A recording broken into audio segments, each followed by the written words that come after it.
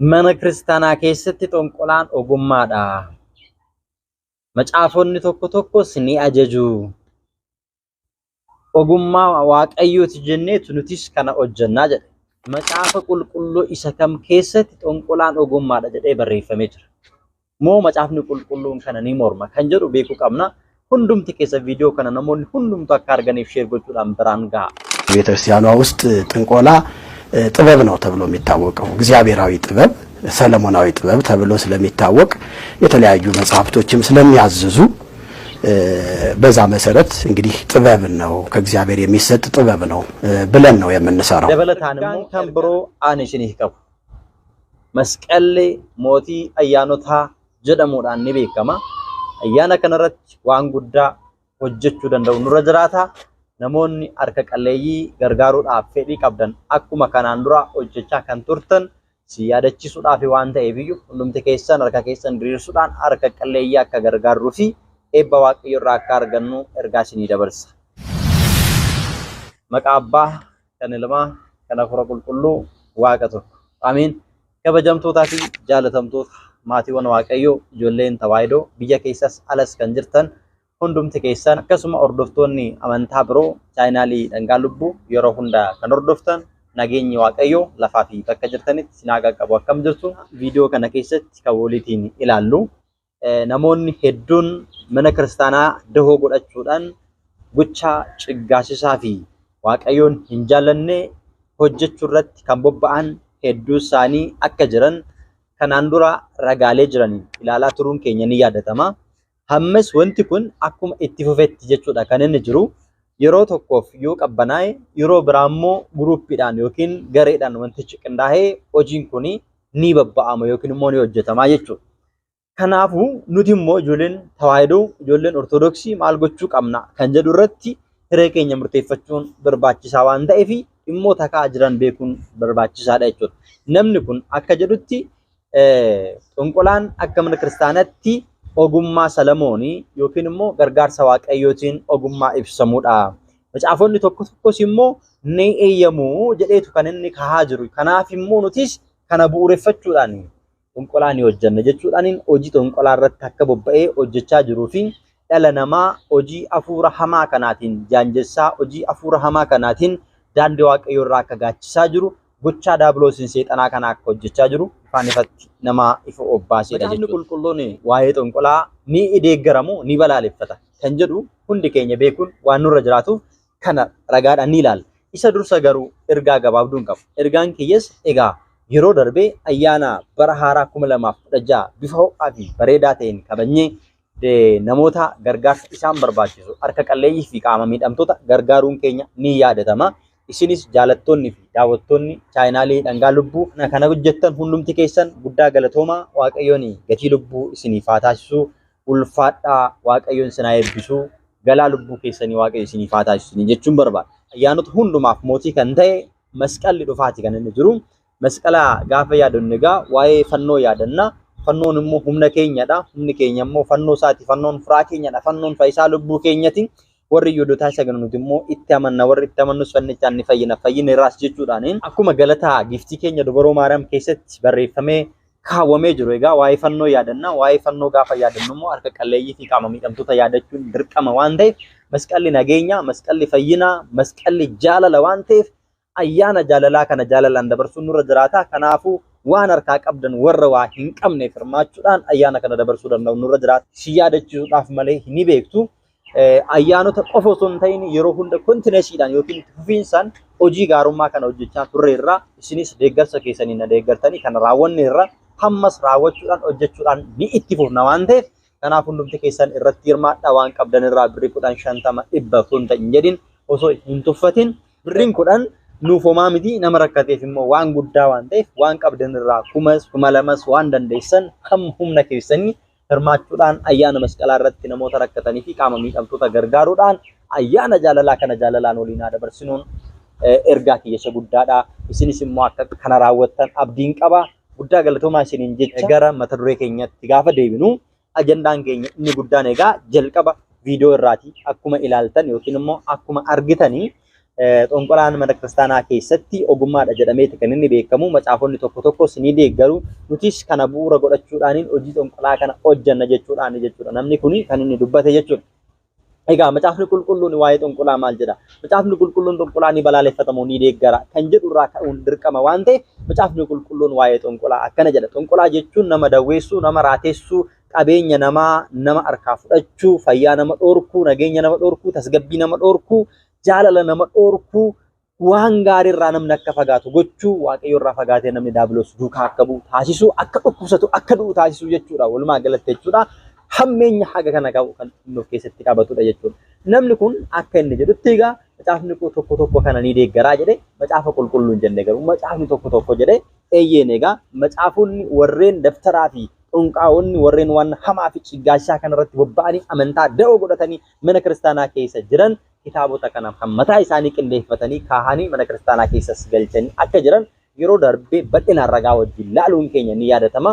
Namoonni kana ilaalle duubatti deebi'uudhaan viidiyoowwan darban daawwachuun ragaadhaaf isiniif ta'a jechuudha.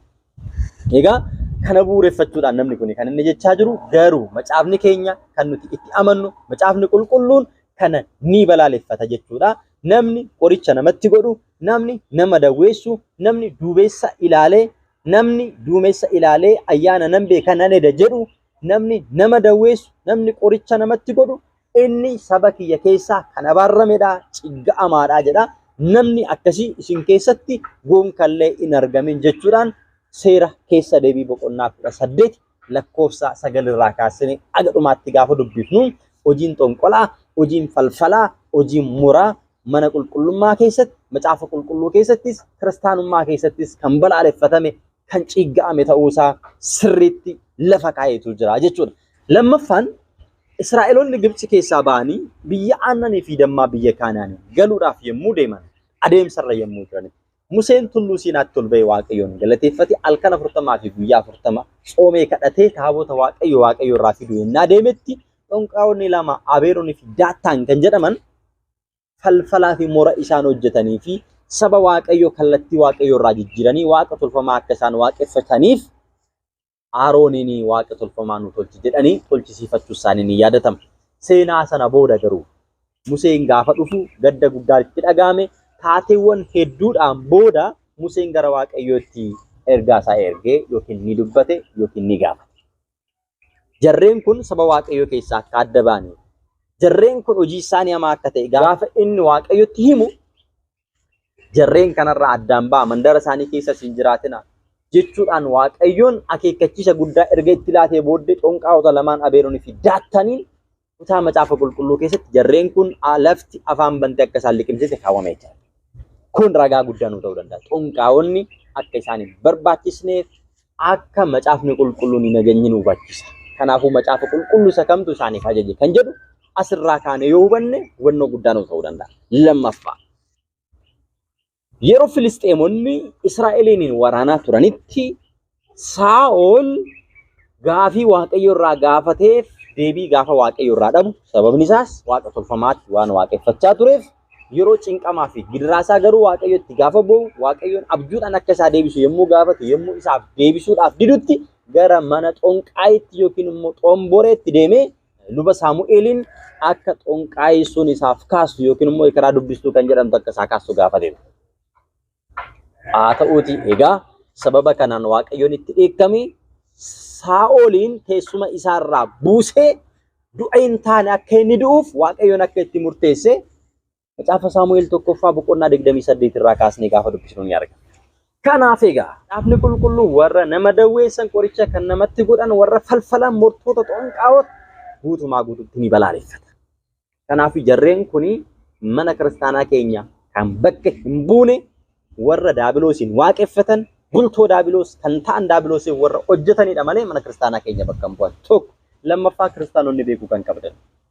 Jarreen kun mana kiristaanaa keenya kan bakka bu'an osoo hin ta'in mana kiristaanaa maqaa balleessuu fi amantoota xixiqqoo reefu gara mana kiristaanaatti dhufan warreen hubannoo hin qabne dogoggorsiisanii mana kiristaanaa keessaa baasuudhaaf uffannaa mana kiristaanaa kan fakkaatu uffannaa lubootaa yookiin uffannaa qeesotaa uffachuudhaan maqaa isaanii qeesoof godhanii dabtaraadha ofiin jedhanii hojii falfalaa kana hojjechuudhaan mana kiristaanaa keenya busheessuuf xureessuudhaaf warra hojjetan. Kanaaf warra akkanarraa fagaachuun barbaachisaadha.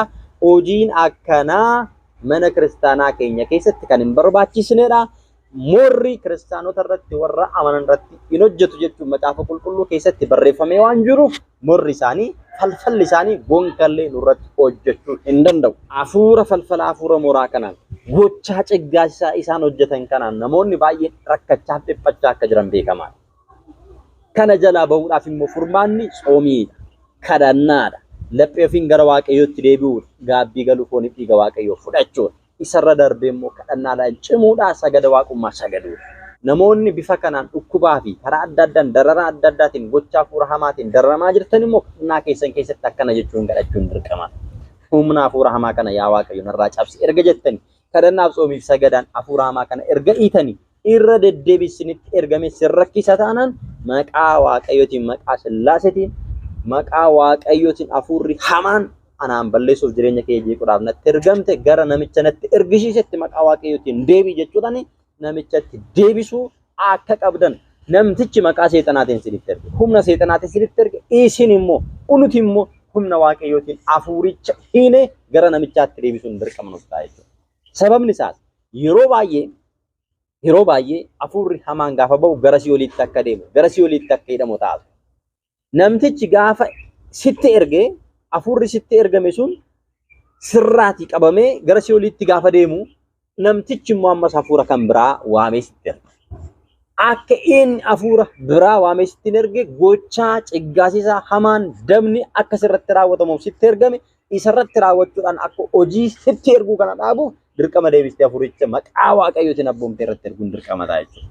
Barri kun egaa bara hamoonni, bara jalloonni, falfaltoonni, mortoonni itti badan warreen waan gaarii yaadan kiristaanonni warreen hojii gaarummaa hojjetan, hojii tolummaa hojjetan namoonni gaggaaroon bara isaanii bara jireenyi isaanii kan itti eebbifame bara gaarii kan itti nuuf ta'u waaqayyoon nu haa taasisu.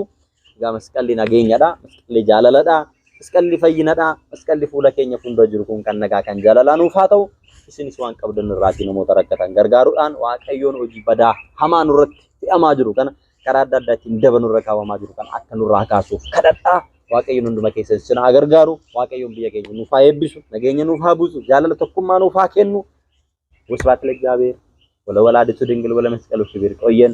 አሜን። ነጋን ቱራ waaqayyoon isin haa eebbisu. ሰብስክራይብ፣ ሼር፣ ላይክ gochuun dagatina. ቻው። መስቀል ጋር isiniif haa ta'u.